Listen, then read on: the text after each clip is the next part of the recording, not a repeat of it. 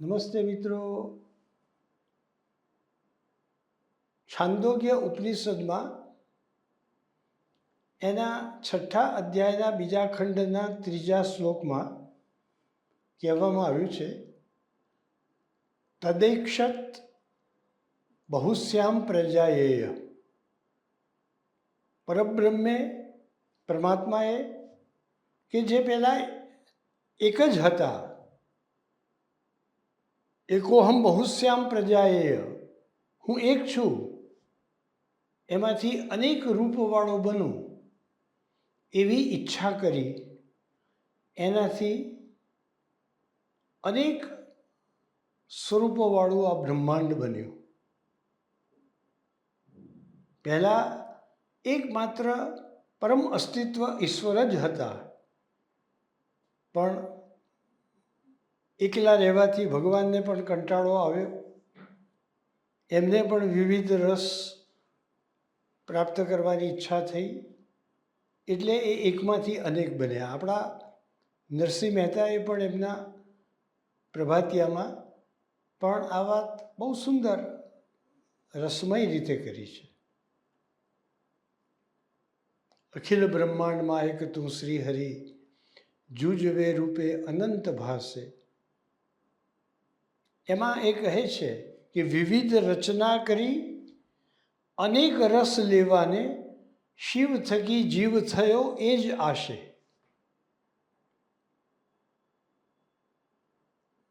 ભગવાનને પોતાને પણ અનેક રસ પ્રાપ્ત કરવાની ઈચ્છા થઈ, એટલે પોતે એકમાંથી અનેક રૂપવાળા બની ગયા. આપણા વેદો અને ઉપનિષદોએ કહેલી આ વાત કે ઈશ્વરના વિચારથી, ઈશ્વરના સંકલ્પથી આ બ્રહ્માંડની રચના થઈ. એ માત્ર કોઈ વેદ અને પુરાણમાં કહેલી વાત જ રહી છે એવું નથી, પણ એ વાતનું હવે ભૌતિક વિજ્ઞાનીઓ પણ સમર્થન કરી રહ્યા છે. બ્રિટનના નામાંકિત ખગોળ વિજ્ઞાની અને ભૌતિક વિજ્ઞાની આર્થર એડિંગ્ટન પણ આ જ વાત કહે છે. તે કહે છે કે the stuff of the world is mind stuff. આખું બ્રહ્માંડ જેનાથી બનેલું છે, એ બ્રહ્માંડનું નિર્માણ કરનાર જે વિવિધ તત્વો છે, એ બધા તત્વોના મૂળમાં મનનું તત્વ રહેલું છે, મનસ્તત્વ છે.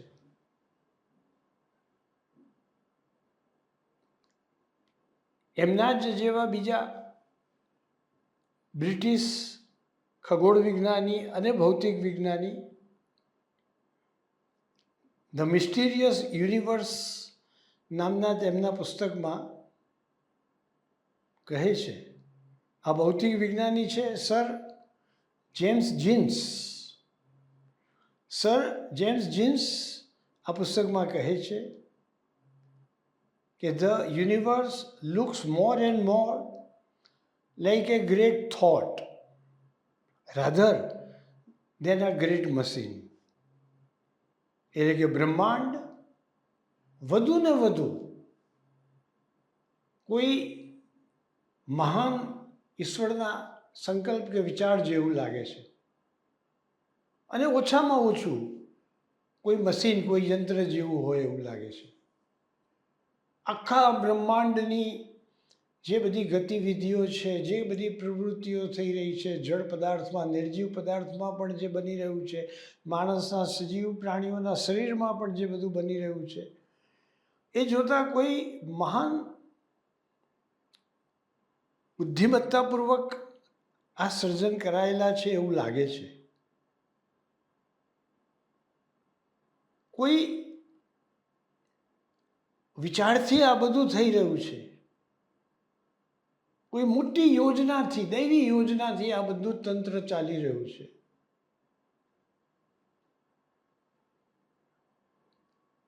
C.H. વાડિંગ્ટન નામના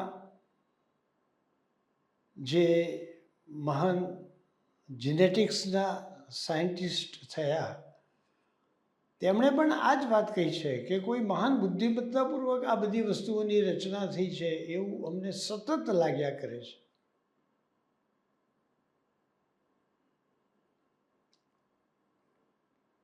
તિબેટના બુદ્ધિઝમને લગતા યોગની વાતોમાં એક તુલ્પાનો વિચાર પણ આવે છે. આ એક એવી સાધના પદ્ધતિ છે કે જે સિદ્ધ થયા બાદ વ્યક્તિ એના વિચાર, ભાવના કે કલ્પનાને અનુસાર વ્યક્તિનું સર્જન કરી શકે છે. આપણા હિન્દુ શાસ્ત્રોમાં છાયા પુરુષની વાત આવે છે. ઋષિમુનિઓ એમની વિદ્યાર્થી કોઈને શાપ આપવો હોય કે કોઈ આસુરી તત્વનો ધ્વંસ કરવો હોય તો કૃત્યા ઉત્પન્ન કરતા હતા. વિચાર કરે કૃત્યાને ઉત્પન્ન કરવાનો, અને એ કૃત્ય આસુરી શક્તિ એક રાક્ષસી જેવું રૂપ ધારણ કરી અને એને મારવા માટે દોડે. અથર્વવેદમાં આ કૃત્ય વિશે પણ ઘણી બધી માહિતી આપવામાં આવી છે. ઋષિમુનિઓ, દુર્વાસા મુનિએ અંબરીશ રાજાને મારવાને માટે કૃત્યા ઉત્પન્ન કરી હતી એવો શ્રીમદ ભાગવત મહાપુરાણમાં પણ ઉલ્લેખ છે.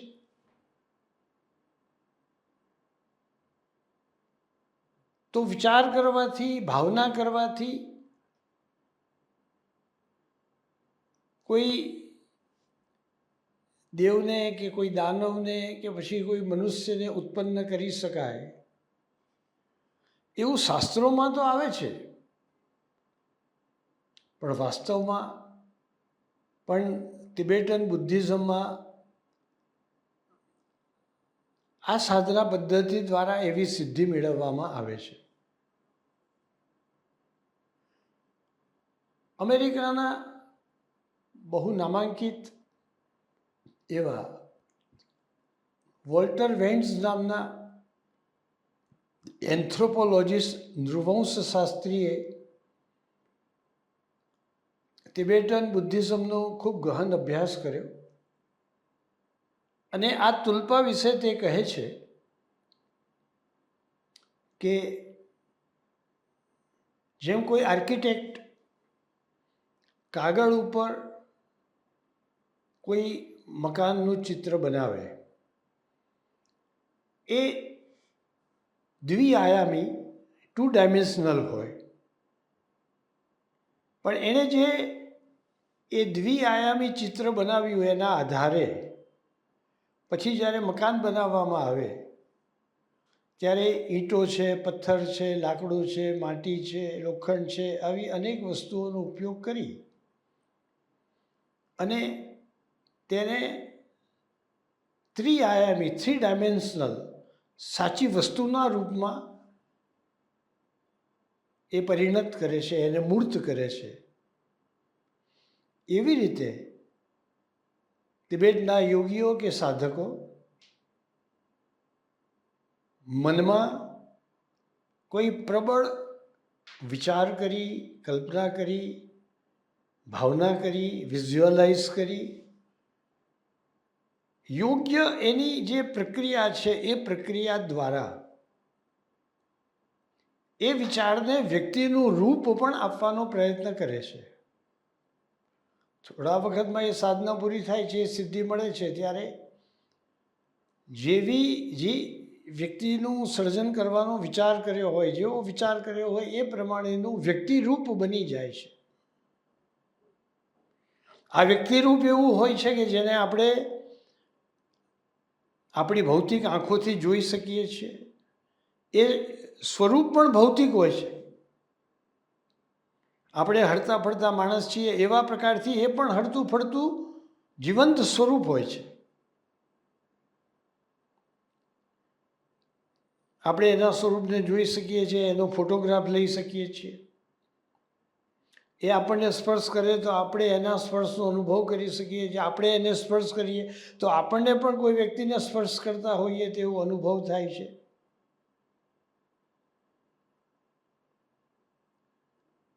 એની સાથેના વ્યવહારમાં આપણને વિવિધ પ્રકારના અનુભવો પણ થાય છે.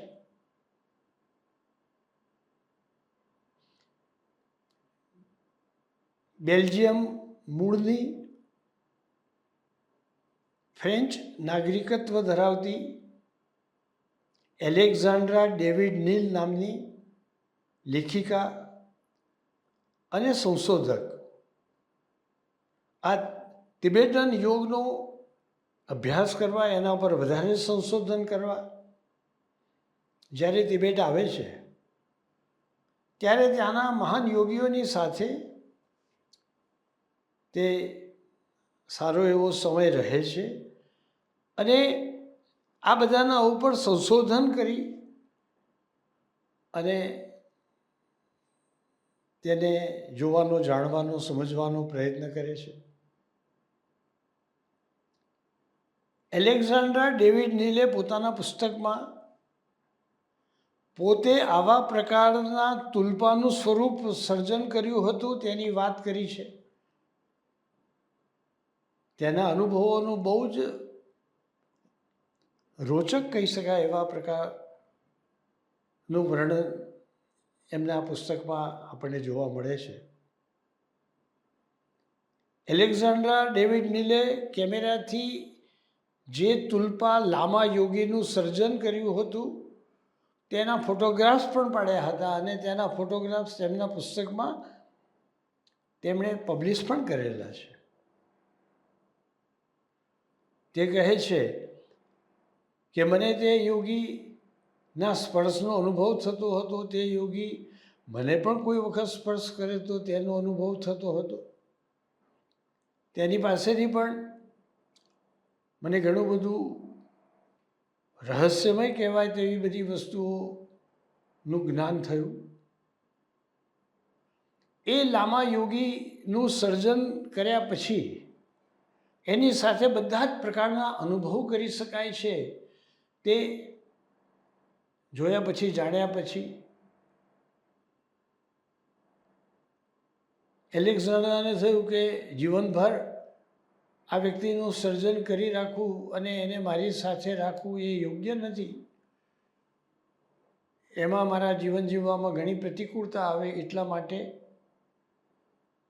જે રીતે એનું સર્જન કર્યું એ રીતે પાછું એનું વિસર્જન કરવાની વિધિ પણ તિબેટના મહાન સાધકો પાસેથી, સિદ્ધો પાસેથી તેમણે એ શીખ્યું હતું. તો એ જ્ઞાનને આધારે સતત 6 મહિના સુધી પ્રયત્નો કર્યા બાદ મનથી ઉત્પન્ન કરેલું એ લામા યોગીનું સર્જન પૂર્ણપણે વિસર્જિત કરી શકાય, ડિસોલ્વ કરી શકાય એ માટેના પ્રયત્નોમાં તેમને સફળતા મળી. તે પછી પોતે તેને જોઈ શકતા નહોતા, તેનો અનુભવ કરી શકતા નહોતા. પછી જેમ કોઈ વ્યક્તિનું મરણ થાય, જેમ કોઈ વ્યક્તિ આવિર્ભાવ પામેલી હોય તો એનો તિરોભાવ થાય, એવી રીતે એ લામા સાધુ જે તુલપાની પ્રક્રિયાથી ઉત્પન્ન કરેલા હતા એ તુલપા સ્વરૂપ પછી તેમના અસ્તિત્વ સાથે જોડાયેલું ના રહ્યું. પછી તેમને તે દેખાતું નહોતું, તેનો અનુભવ થતો નહોતો. તેના પ્રભાવમાંથી એ પછી સંપૂર્ણપણે મુક્ત થઈ ગયા હતા. એટલે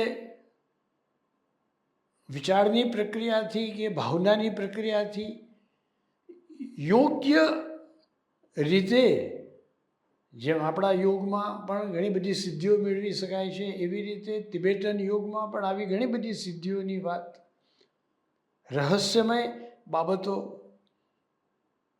આપણને જોવા મળે છે એમાંની આ એક તુલપા વિચારના રૂપથી જીવંત વ્યક્તિના સ્વરૂપની ઉત્પત્તિ કરવાની જે આ બાબત છે એ તિબેટના યોગની એક બહુ જ વિશિષ્ટ કહેવાય એવા પ્રકારની વિશ્વને પ્રાપ્ત કરાયેલી બાબત છે. એક વિશિષ્ટ યોગદાન છે તિબેટન યોગનું વિશ્વને. અને યોગ્ય સાધના દ્વારા યોગ્ય પ્રક્રિયાથી જો એને સંપન્ન કરી શકાય તો એની સાથે પણ માત્ર ભાવાત્મક રીતે નહીં, માત્ર વર્ચ્યુઅલ રિયાલિટીમાં જીવીએ છીએ એવી રીતે નહીં, પણ એક વ્યક્તિ બીજી વ્યક્તિની સાથે જે રીતે ભૌતિક રીતે જીવન જીવે છે એવી રીતે પણ તે જીવનને જીવી શકે છે. તો આ અત્યંત રહસ્યમય કહેવાય એવી બાબત તુલપાને લગતી છે. તુલપા એ તિબેટન સાધનાનું એક અદ્ભુત કહી શકાય એવું એક માનસિક સર્જન છે, જે વિચારથી, કલ્પનાથી, ભાવનાથી, અનુભવથી ઉત્પન્ન થઈ અને એ આપણી સાથે જીવી શકે છે અથવા આપણે એની સાથે પણ જીવી શકીએ છીએ. છે ને બહુ અદ્ભુત અને રહસ્યમય લાગે એવી આ વાત. નમસ્તે.